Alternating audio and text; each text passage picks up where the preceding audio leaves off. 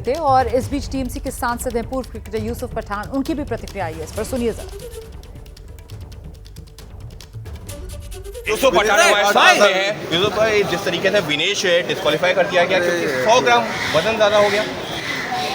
अब उसमें भी यहाँ बैठ के तो मैं कुछ बोल नहीं सकता हूँ, लेकिन उसके लिए बहुत ही दुखद बात है कि वो डिस्क्वालीफाई हुए। तो कोशिश करनी चाहिए कि क्या रीज़न है उसके पीछे का जो रीज़न है वो पता करना चाहिए। लेकिन एक खिलाड़ी होने के नाते ऐसे मौकाम पे आकर के जहाँ पर बहुत दुख की बात है कि एक खिलाड़ी होने के नाते इतने बड़े मोमेंट में जब हमारे देश के लिए गोल्ड मेडल आ रहा है वहाँ पे ये चीज़ हुई है, तो वही मैं कह रहा हूँ कि उसके पीछे का क्या रीज़न है उसको जांचना चाहिए। और जो भी रूल्स और रेगुलेशन के हिसाब से अगर कोई एक खिलाड़ी खेलता है, जब खेल के पहले वो जो शुरुआत करता है उस हिसाब से जो भी मेजरमेंट होते हैं उसके बाद सडनली मैच के बाद वो चेंज हो जाते हैं, तो उसके पीछे की जो भी कहानी है उसको पता करनी चाहिए। सर साफ तौर पर यूसुफ पठान का कहना है कि जो भी रूल्स एंड रेगुलेशंस हैं उसका तो ध्यान रखा जाना चाहिए, लेकिन निश्चित तौर पर एक खिलाड़ी के तौर पर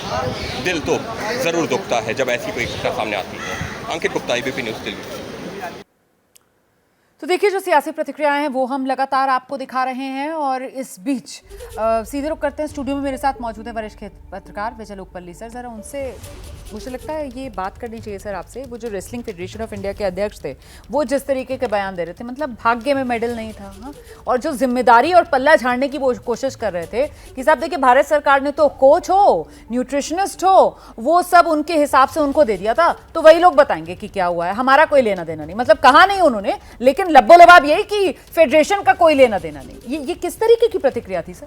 और वो अभी देखेंगे कि क्या करना हाँ, है। देखेंगे क्या अभी तक तो आपको डिसाइड कर लेना चाहिए था कि आप प्रोटेस्ट की बात कर रहे हैं, आप प्रोटेस्ट तो करेंगे नहीं, आप अपील करेंगे। प्रोटेस्ट तो बनता नहीं, क्योंकि तो ओवरवेट हो गई है, उसमें आप क्या प्रोटेस्ट करना है? जो आपको करना चाहिए था तब तो आपने किया नहीं। लेकिन ये सारा दोष अगर आखिरी में जाके विनेश के ऊपर आएगा तो वो दुर्भाग्यपूर्ण होगा। यहाँ पे आप कोच हैं या उनके न्यूट्रिशनिस्ट हैं और इतने सारा जो महकमा वहाँ गया ये जो आपने कहा ना, सारा दोष अगर विनेश पर आएगा तो ये वाकई में बहुत ही निराशाजनक होगा।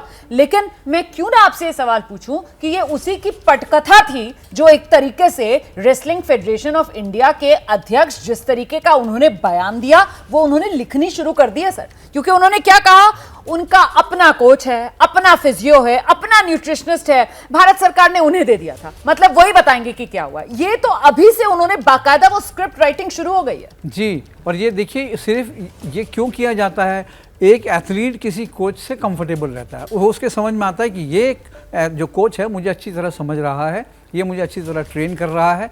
और दिखा भी जिस ढंग से वो दोनों बाउट जीती हैं, तो उनके कोच की जो उनका एक्सेप्शनल स्किल है वो उन्होंने एक्सप्लॉइट किया, वहाँ पे उन्होंने दिखाया।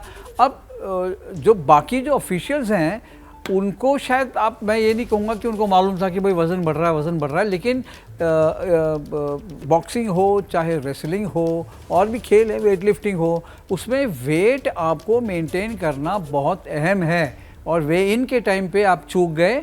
तो मैंने आप यहाँ पे मैंने पहले भी बोला एक बार कि हमारे खिलाड़ी ऐसे थे, उनको उनके कमरे में कोच को सुलाया गया कि इस पर नज़र रखो कि कुछ खा न ले रात को, क्योंकि कल सुबह वेन में वेट ना बढ़ जाए। और वो थोड़ी सी नज़र वो कोच की लगी, सो गया। ये आदमी ये उठा खिलाड़ी, फ्रिज खोला, आधा फ्रिज खाली कर दिया और अगले दिन वेन में वेट ज़्यादा हो गया। सो विनेश ने ये नहीं किया, वो तो बेचारी अपने आप को पनिश कर रही है। वो तो लगातार इस कोशिश में थी कि किसी तरीके से वो वजन कम कर लेगा, और वो तो इस हद तक पहुंच गई कि इसके बाद उसको बाकायदा जो आईवी फ्लूइड्स हैं वो देने की नौबत आई। उनको मेडिकल क्लिनिक लेकर जाया गया वहां पर गेम्स विलेज के अंदर। और इस बीच एक और बड़ी खबर मैं आपको बता देती हूँ, विनेश फोगाट को लेकर लगातार सियासी प्रतिक्रियाएं आ रही।